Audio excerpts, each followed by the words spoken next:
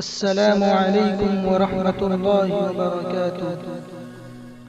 حضرت ابو ہریرہ رضی اللہ تعالی عنہ سے روایت ہے کہ رسول اللہ صلی اللہ علیہ وسلم نے مجھ سے فرمایا کہ لا حول ولا قوت الا باللہ کثرت سے پڑھا کرو، اس لیے کہ یہ جنت کے خزانوں میں سے ایک خزانہ ہے۔